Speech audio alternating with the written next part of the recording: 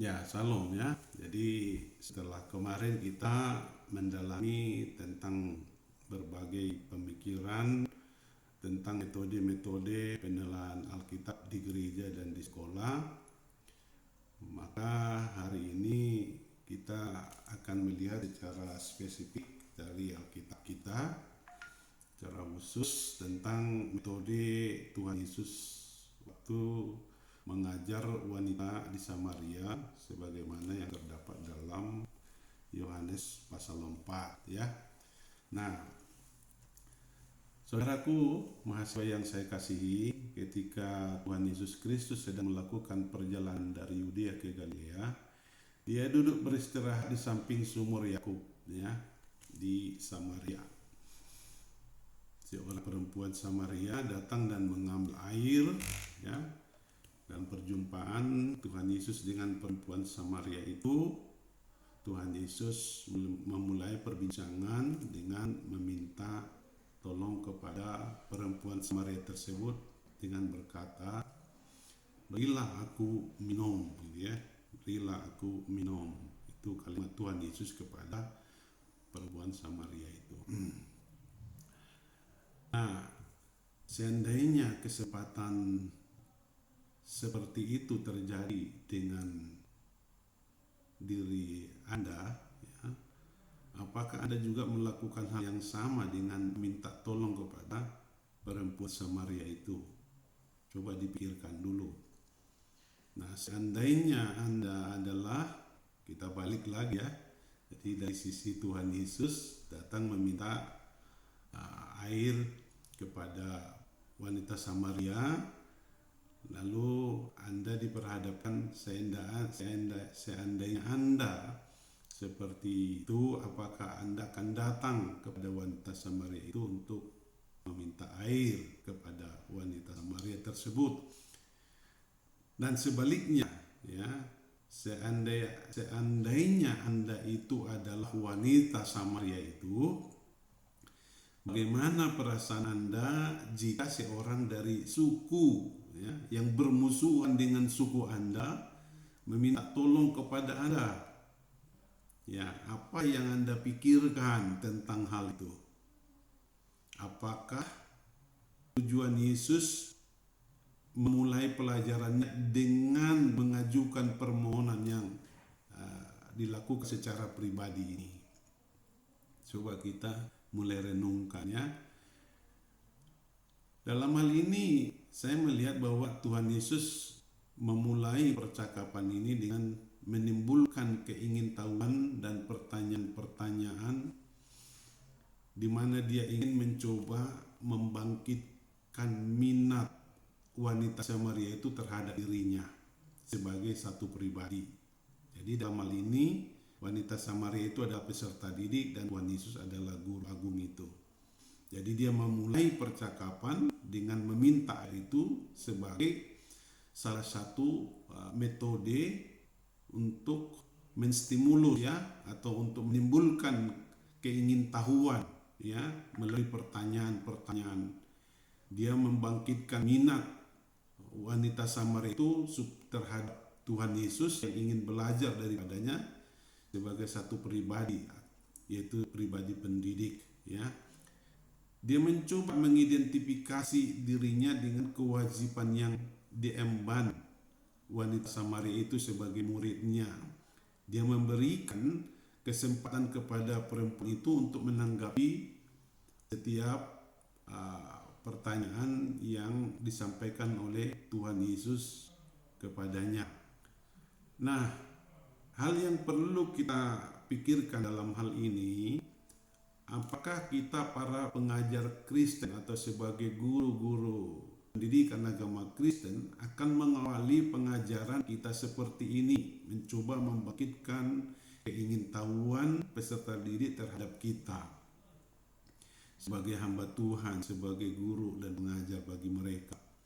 Apakah kita langsung bisa mendapatkan minat dari peserta didik dan perhatian anak didik kita itu kepada kita? Apakah kita memulai di mana para peserta didik kita berada ya, di posisi mana peserta didik kita sedang berada, apakah kita mampu memulai dari posisi keberadaan daripada peserta didik itu, ya, mengawali pembelajaran dari keberadaannya, dari kemampuan awal yang dia miliki, dan apakah kita berbicara kepada mereka atau menanyakan kegiatan-kegiatan mereka, ataukah kita mengatakan apa yang kita pelajari minggu lalu, ya. Kemudian seberapa pentingkah pendekatan kita terhadap suatu pelajaran? Seberapa pentingkah pendekatan kita terhadap suatu pelajaran? Itu menjadi hal yang menjadi konsentrasi kita ketika kita mengajarkan Alkitab kepada peserta didik atau kepada orang-orang kita didik. Bagaimana sikap peserta didik pada permulaan ketika kita membuka sebuah pelajaran, ya, membuka pelajaran, bagaimana sikap mereka terhadap kita sebagai gurunya. Nah, hal ini penting kita bicarakan karena ini merupakan faktor penentu dalam keberhasilan mengajar. Jadi jika anak-anak didik merasa butuh dan mulai dengan minat serta perhatian yang kuat terhadap gurunya, maka itu menjadi momentum, ya, yang akan memberi pengaruh yang lama supaya mereka mampu terlibat secara aktif dalam belajar dari kita. Namun kalau mereka acuh pada awal di mana kita membuka kelas, maka guru mungkin menyajikan pelajaran dengan sangat baik, ya. Namun apa yang akan terjadi, meskipun Anda guru yang sangat baik dalam mengajar, tetapi Anda tidak mendapat minat dari peserta didik, peserta didik tidak menaruh perhatian terhadap Anda, maka Anda sebagai guru akan kehilangan murid-murid yang diajar karena mereka, ya, tidak mau terlibat secara aktif dalam kelas Anda, ya. Jadi mungkin saja mereka pikirannya kemana, perhatiannya kemana, mereka sibuk sendiri, Anda mengajar dan mereka sibuk sendiri, tidak fokus dan tidak ikut aktif terlibat dalam pelajaran yang Anda sampaikan itu. Nah, di dalam Injil Yohanes pasal 4 ini memberi contoh paling jelas, ya, dan cerdas mengenai proses bagaimana cara melibatkan peserta didik agar mereka aktif terlibat pada posisi yang kita ingin bagikan, ya, supaya mereka terlibat pada materi-materi pelajaran yang ingin kita bagikan kepada mereka. Nah, dengan kecakapan yang sempurna, Yesus Kristus untuk beberapa waktu mencoba membawa perempuan Samaria itu keluar dari rutinitas. Kalau kita baca, ya, dalam Alkitab kita ini, ya, dia mencoba mengawali pemperbincangan dengan wanita Samaria itu dengan membawa perempuan Samaria itu keluar dari rutinitasnya dulu, ya, rutinitas sehari-harinya, menuju kepada kehidupan yang kekal. Jadi fokus rutinitas diganti dengan fokus pada kehidupan yang kekal. Memang tidak banyak dari pelajaran yang dia berikan dengan pendekatan-pendekatan memberi kuliah. Dia mencoba menunggu sampai perempuan itu tertarik padanya. Lihatlah kalau Anda pelajari, baca nanti, ya, Yohanes pasal 4 itu bagaimana usaha yang dilakukan oleh Yesus supaya perempuan Samaria itu mendapat perhatian, ya, memiliki keingintahuan dari Tuhan Yesus. Jadi Tuhan Yesus tidak ujuk-ujuk ketemu langsung membicarakan materi utama dari pelajarannya, tapi dia mencoba membangun minat peserta didik terhadap dirinya, membangun minat perempuan Samaria itu terhadap dirinya. Ya, dia menunggu sampai perempuan itu tertarik pada dirinya. Dia membujuk perempuan itu agar mengajukan pertanyaan yang amat penting, di mana Yesus ingin menjawab pertanyaan itu. Jadi dia menggiring pemikiran-pemikiran daripada wanita itu supaya dia mengajukan pertanyaan, ya pertanyaan di mana Yesus ingin menjawab pertanyaan itu, ya. Karena disitulah inti daripada materi pengajaran yang akan diberikan oleh Tuhan Yesus kepada perempuan Samaria itu.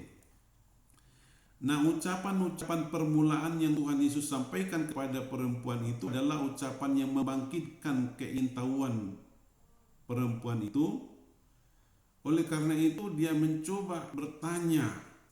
Ya, bertanya. Perempuan Samaria itu mencoba bertanya ketika Tuhan Yesus berkata, "Berilah aku minum." Maka perempuan Samaria itu bertanya kepada Yesus, ya seperti ini, masakan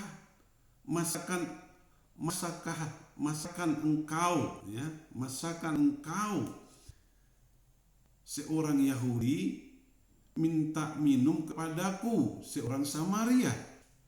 Coba lihat di situ, ya. Nah, di sini sudah mulai fokus, ya, keinginan Tuhan Yesus itu dengan mengungkapkan berilah aku minum, supaya wanita Samaria itu bertanya hal yang seperti ini. Karena dari pertanyaan dari wanita Samaria inilah Yesus akan berangkat untuk menyampaikan materi pengajarannya. Nah, ucapan itu sekali lagi didesain atau direncanakan Tuhan Yesus supaya perempuan Samaria itu membangkitkan keingintahuan perempuan itu. Jadi berilah aku minum. Lalu wanita Samaria itu, masa orang Yahudi mau minta minum sama orang Samaria? Ya kan? Nah, jadi dengan permintaan itu Yesus mengharapkan wanita Samaria itu menanyakan memang tentang hal itu. Ya, bagaimana mungkin seorang Samaria memberi makan seorang Yahudi? Ya. Jadi Tuhan Yesus menggiring perempuan itu agar mengarahkan pertanyaan kepada pribadinya, sehingga dia bisa menjawab dengan menyatakan apa tujuan Yesus yang sesungguhnya datang ke bumi ini. Lihat di situ, ya. Kalau kemarin kita lihat tentang hukum struktur, ya, ini menjadi pertanyaan wanita Samaria ini menjadi pertanyaan peralihan, ya, peralihan. Nah, kata jika engkau tahu, ya, dipakai oleh Tuhan Yesus untuk membangkitkan keingintahuan perempuan itu lebih lagi dengan membedakan antara air yang sesungguhnya dengan air hidup yang ingin Tuhan Yesus jelaskan. Jadi Tuhan Yesus meminta air sumur kepada perempuan Samaria itu agar kemudian perempuan Samaria itu meminta air kehidupan dari Tuhan Yesus. Nah, kemudian kita cermati lagi Yohanes pasal 4 itu, setiap jawab yang diberikan Tuhan Yesus kepada perempuan Samaria itu selalu membangkitkan pertanyaan-pertanyaan yang lebih jauh lagi. Ya. Jadi Tuhan Yesus menjawab, jawaban Tuhan Yesus itu, dengan jawaban Tuhan Yesus itu Tuhan Yesus mengharap perempuan Samaria itu bertanya lagi. Ya, memberi pertanyaan yang lebih lagi, ya. Sampai supaya Tuhan Yesus sampai pada tujuan yang sesungguhnya untuk mendatangi dia, mengapa dia harus datang kepada perempuan Samaria itu. Nah, perempuan Samaria itu ingin tahu kemudian bagaimana mungkin dia mendapatkan air dari sumur yang dalam itu, padahal dia tidak mempunyai timba untuk mengangkatnya, ya kan? Sesuatu yang tidak mustahil, sesuatu yang mustahil orang bisa minum dari air di sumur itu, di mana Tuhan Yesus berkata bahwa dia punya air kehidupan. Ya. Nah, jawaban Tuhan Yesus membuat perempuan itu lebih banyak tahu ya mengenai siapa sesungguhnya pribadi Tuhan Yesus itu, siapa sesungguhnya pribadi yang sedang diajak bicara itu, ya, yang meminta minum kepadanya itu. Jadi dia mengakui kalau Yesus mengucapkan pertanyaan yang luar biasa, sehingga kemudian wanita Samaria itu bertanya, siapakah dia ini? Siapakah dia? Apakah dia lebih besar daripada Yakub, bapaknya, yang memberikan sumur itu kepada kaumnya? Sehingga pribadi Yesus yang mengatakan memiliki air hidup, yang kalau dia minum dari air yang diberikan Tuhan Yesus itu, wanita Samaria itu tidak pernah haus lagi. Selanjutnya, walaupun perempuan itu mengajukan pertanyaan, dari manakah engkau memperoleh air hidup itu? Tetapi Yesus tidak mau menjawab pertanyaan itu, melainkan menjelaskan posisi orang yang bertanya itu, atau posisi wanita atau perempuan Samaria yang sedang bertanya itu. Nah, lebih lanjut Tuhan Yesus menjelaskan, barang siapa minum air ini, ia akan haus lagi. Tetapi barang siapa minum air yang akan kuberikan kepadanya, ia tidak akan haus lagi. Nah, sebaliknya, air yang kuberikan kepadanya akan menjadi mata air di dalam dirinya yang terus menerus memancar sampai kepada hidup yang kekal. Nah, itu terlihat pada Yohanes pasal 4 ayat 13 sampai 14. Nah, ketika perempuan itu mengetahui manfaat pemberian yang ditawarkan gurunya itu bagi kehidupannya, maka ia menjadi tidak ragu-ragu lagi untuk menyatakan hasratnya akan pemberian atau karunia itu. Nah, sekarang perempuan Samaria itu menjadi lebih terbuka dan menginginkan Tuhan Yesus lebih lagi. Ia tidak mengetahui apa yang sedang ia minta sebenarnya, tetapi pribadi Tuhan Yesus membuat perempuan ini menaruh hormat ketika dia membicarakan tentang suatu karunia yang dapat menghilangkan kehausan selama-lamanya, yang dapat diperoleh tanpa harus berusaha. Kemudian memulai dari kebutuhan yang dirasakan oleh peserta didik tidak berarti membiarkan dia sendiri di sana mengatasi kebutuhannya, melainkan memimpin dia untuk merasakan kebutuhan rohaninya yang sejati. Lalu kemudian dia bisa menemukan jawaban terhadap kebutuhan itu melalui firman Allah. Itu yang harus kita lakukan, seperti yang diteladankan oleh Tuhan Yesus sebenarnya.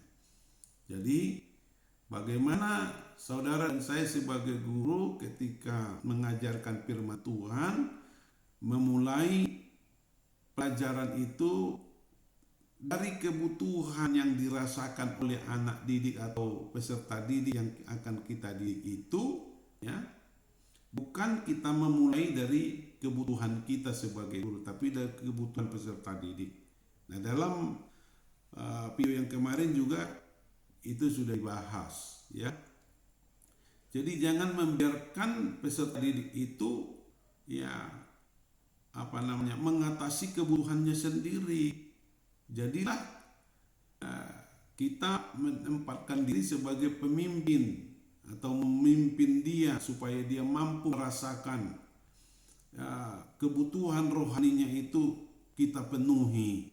Ya, kebutuhan rohani yang sejati itu kita mampu penuhi sebagai gurunya, kita mampu memenuhi kebutuhan rohani peserta didik yang sejati. Ya, sehingga kemudian tempat menemukan jawaban-jawaban terhadap kebutuhan-kebutuhan peserta didik itu adalah melalui firman Allah. Nah, untuk itu kita diwajibkan harus memiliki kompetensi yang memadai, mumpuni ya tentang pengetahuan kitab itu sendiri. Karena itu pelajaran ini kita mulai kemarin dengan metode hermeneutika, dengan cara memahami prinsip-prinsip penggunaan hermeneutika sebagai metode dalam mengajarkan Alkitab kepada jemaat di gereja dan jemaat di sekolah. Saya pikir demikian dulu materi kita. Selanjutnya mari kita diskusikan lebih lanjut ya pokok pendekatan yang dilakukan oleh Tuhan Yesus itu ya, atau metode yang dilakukan oleh Tuhan Yesus itu dalam mengajar wanita Samaria itu. Jadi coba Anda membaca Yohanes pasal 4 itu ya, tentang perbincangan Tuhan Yesus dengan perempuan Samaria itu. Ya, Anda supaya lebih meresap lihat teknik-teknik yang dilakukan oleh Tuhan Yesus, bagaimana Tuhan Yesus itu mampu mendapatkan perhatian dari perempuan Samaria itu, dan kemudian Tuhan Yesus mampu menjelaskan tujuan pertemuannya hari itu dengan perempuan Samaria itu. Ingat bahwa perempuan Samaria itu adalah sama sekali adalah orang yang baru pertama kali itu dia temukan hari itu ya. Jadi tapi bagaimana di menit-menit kemudian sudah terjadi dialog ya, dan tampak rasa keingintahuan yang lebih dalam perempuan Samaria itu sebagai pribadi yang dididik oleh Tuhan Yesus dan menyerahkan dirinya untuk dibimbing oleh Tuhan Yesus lebih lanjut lagi. Meskipun di awal ada semacam batas yang dibuat oleh perempuan Samaria itu, yaitu tentang masalah suku.